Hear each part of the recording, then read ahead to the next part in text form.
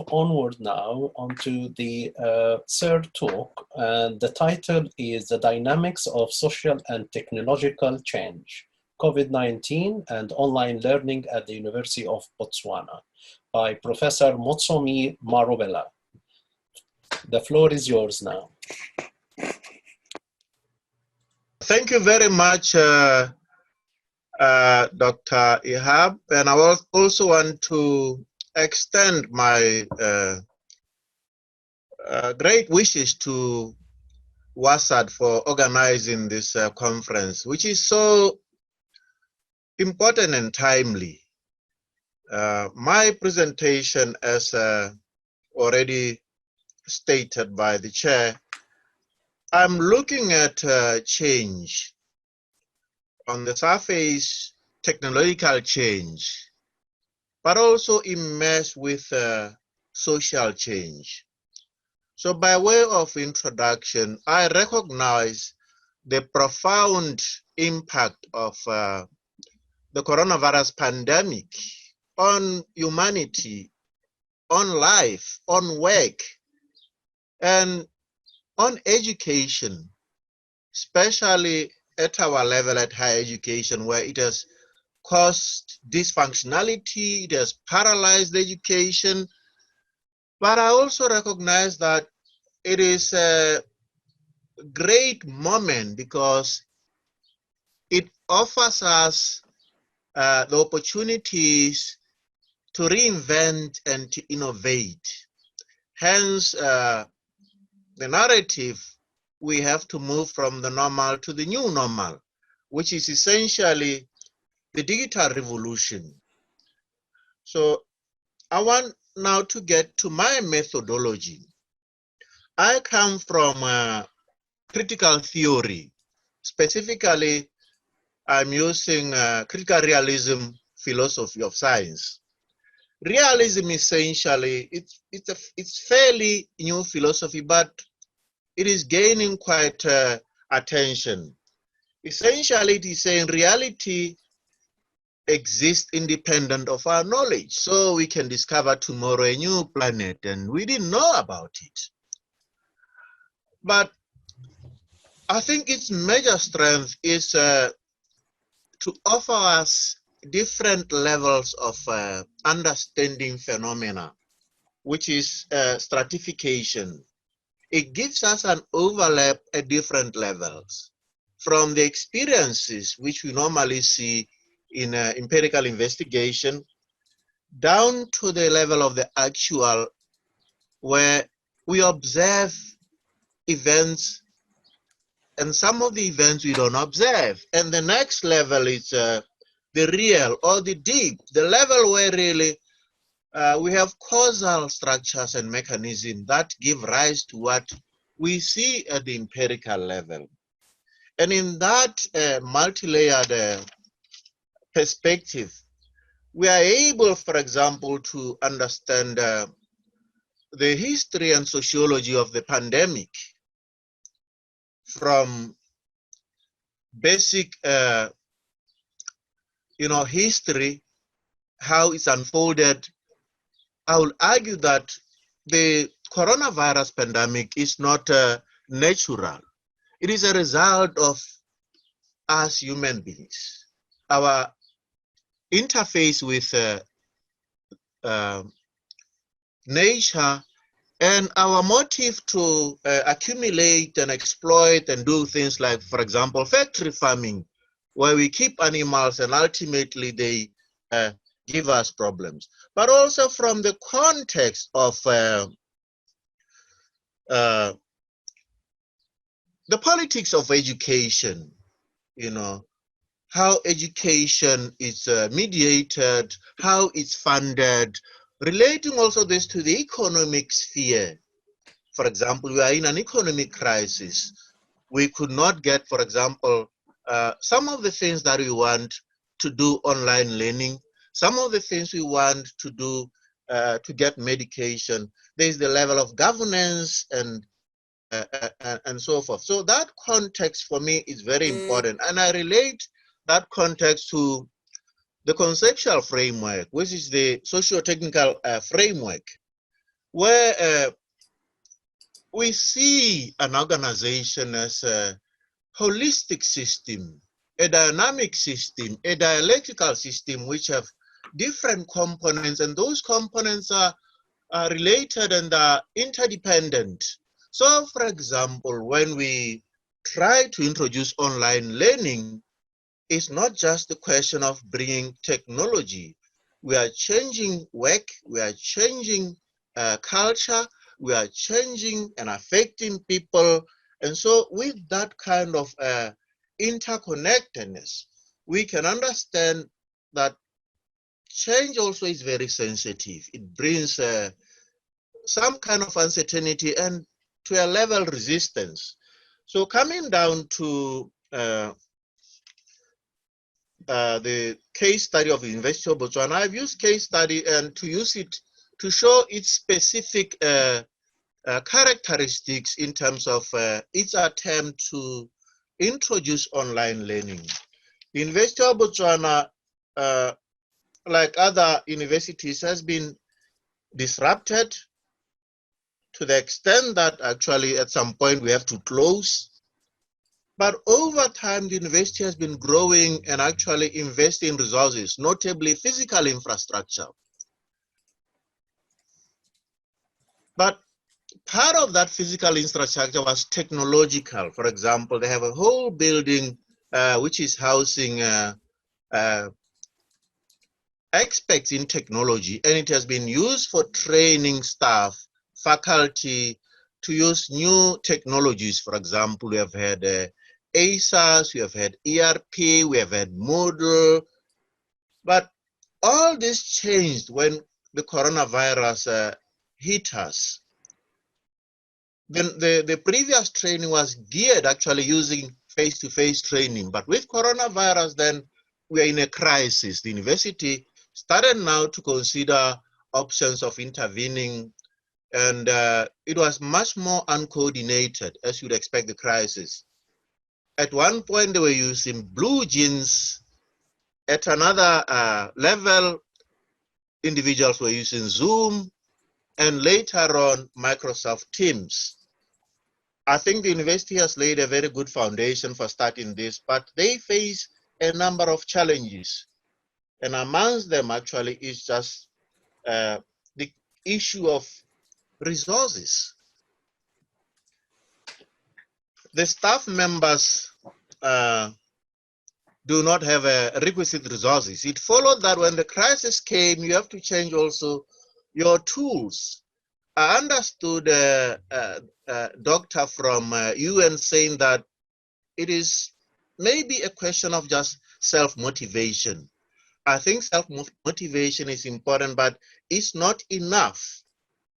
The issue of resources is very central. When the university went into online learning and introduced its implementation, they said lecturers should borrow money from the university, get loans to buy laptops. The old desktop were not working at all. They don't have camera, they don't have microphone. So they said, you have to get loans, pay them in 3 months. And that caused quite some dissonance from staff because they couldn't understand why they should buy equipment for university use. But on the other hand, the university was right to say to students, we give you a data bundle so that you can access online learning from home. But even for students, sometimes it's very difficult to access internet. You need still resources.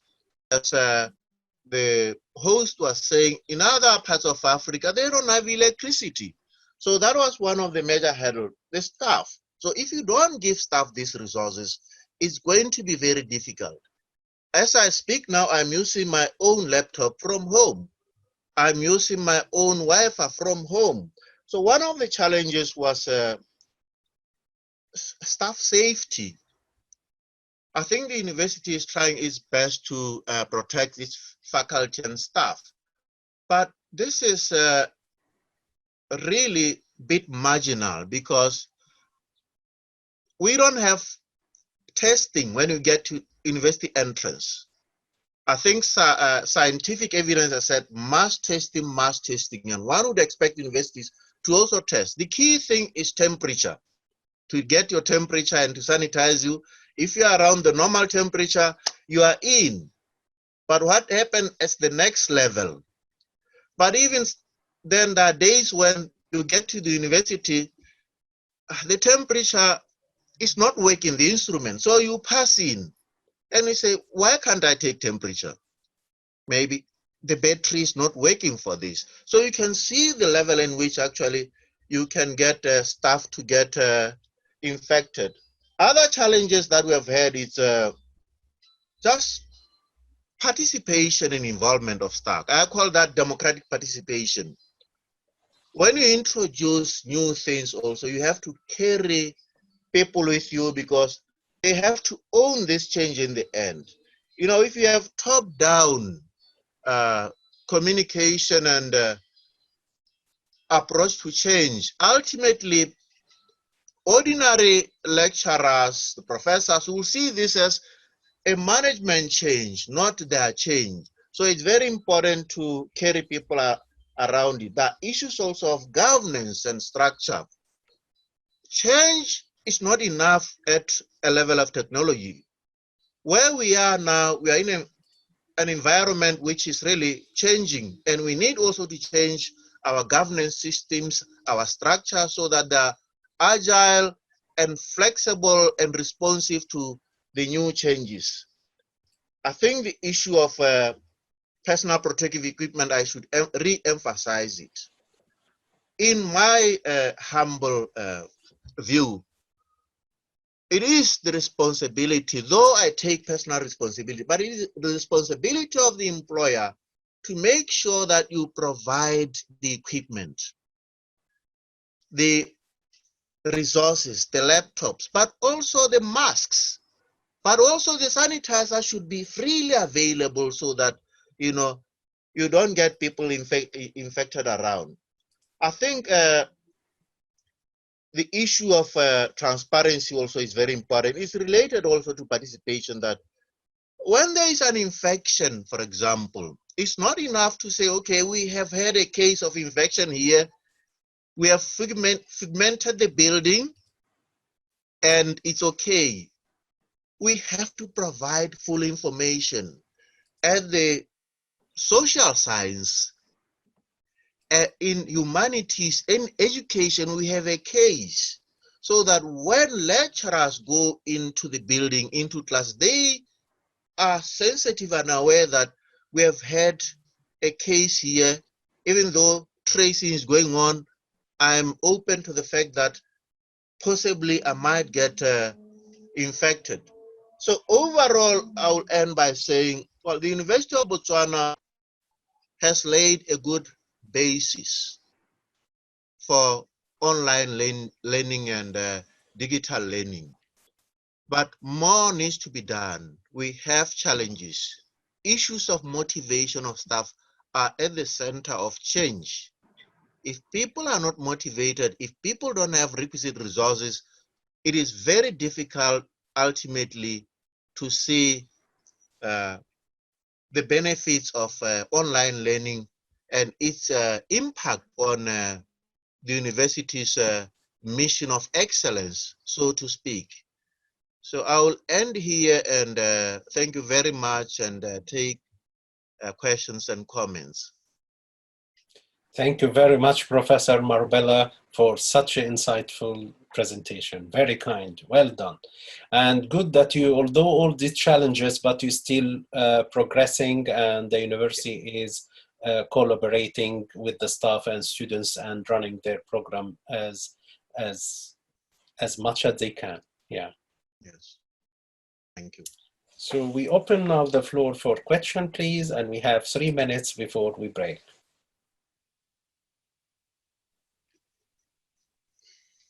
Yeah, Dr. Rihab, there's a question from the social media.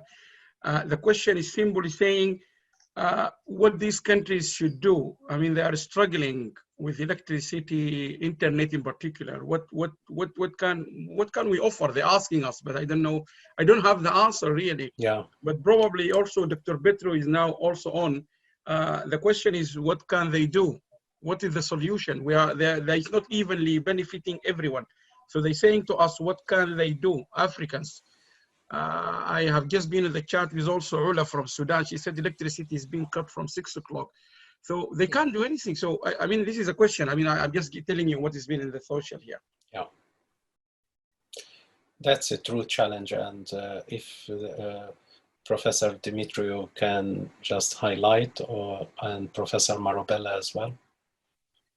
Thank you, Chair. I didn't want to. I mean, I intervened as a spontaneous reaction to the last intervention, in the sense that the notion of motivation was mentioned, and it might look like a contradiction between the kind of motivation that was invoked by the distinguished speakers, last speaker, and the kind of motivation I mentioned. When I mentioned that the importance of the personal motivation, it's obviously I was addressing the privileged situation in which the United Nations staff is placed. So they have all the means available. They have everything they need. They have the connectivity and other things that allow them to use the e-learning platform for their continuous improvement of skills.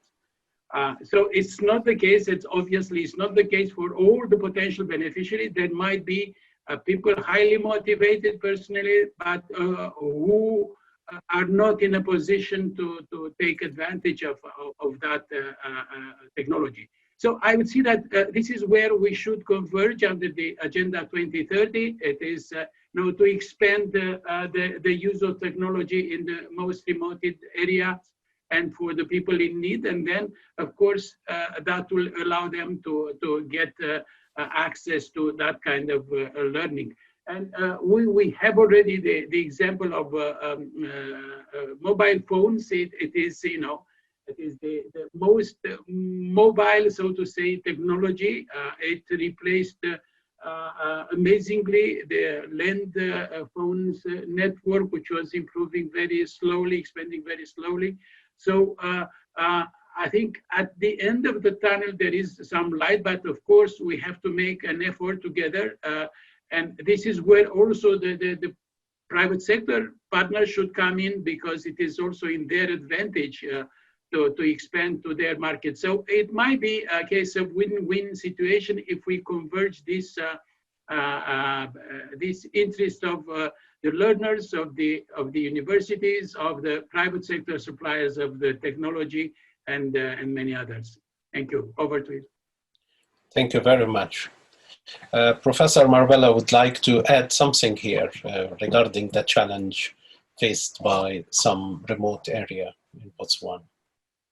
Yes, I think this is a big problem, but not all African countries are facing electricity crisis. There are some areas where power is on throughout, but in a number of areas, even when it's available, it's expensive. The same with data. But I think it's a question of priority, really. If our governments see education as a priority, they can begin to put more resources into education, because education really is the key to the future. And this digital revolution has started, and Africa should not lag behind.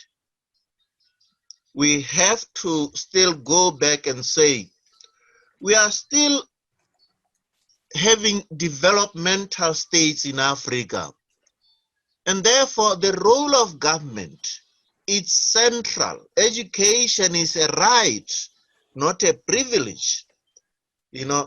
yes, we can accommodate at private universities, but many of the parents cannot afford tuition. Government has to lead and fund education.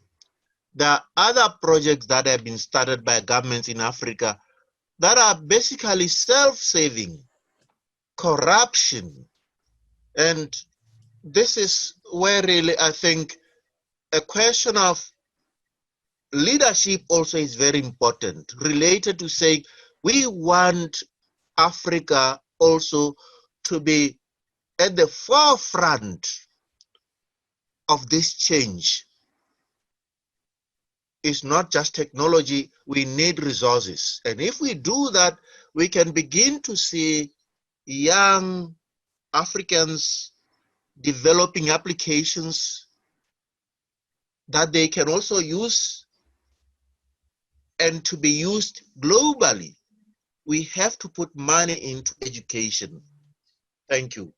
Thank you very much. I can see Professor Joseph Natayi from Uganda would like to participate on this question time. Thank you very much, Professor, and thanks to Professor Marobela from Botswana for the presentation he has made.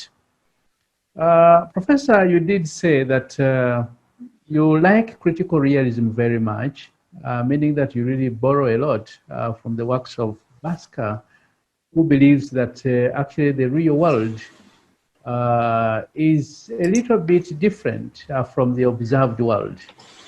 And this has implications for the paper that you have been presenting, where you did say that you're going to look at the history and sociology of the pandemic.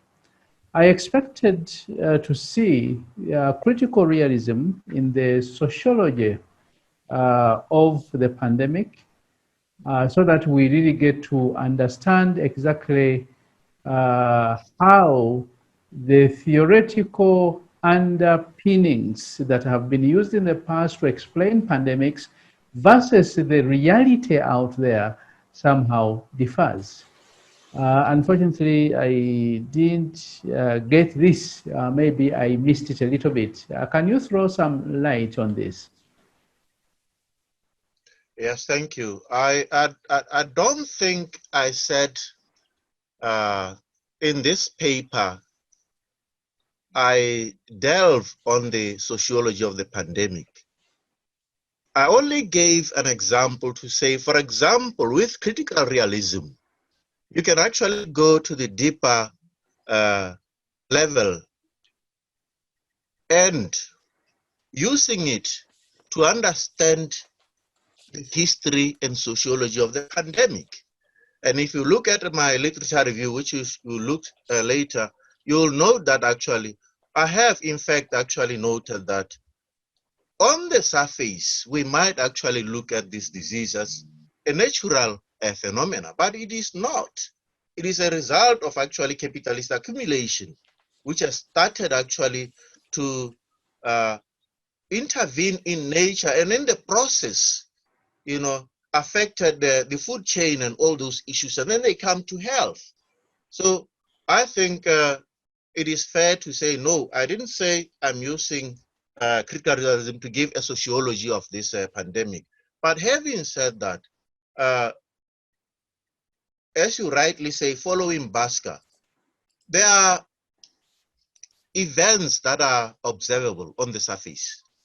But with realism, we are in a position to provide causal explanation. What is the cause, for example? If we talk about the issues of challenges of finance, we cannot talk about the lack of funding education and online learning without looking at the current state of the economy and how this pandemic has affected the economy, to the extent that sometimes you don't have adequate resources. So that is, I think, issues that when you look to the context, you can relate these things. And so I feel government genuinely, they have no money because government is funding education, and I can see the state of the economy. I appreciate the questions, Professor. Thank you. Thank you. Thank you very much.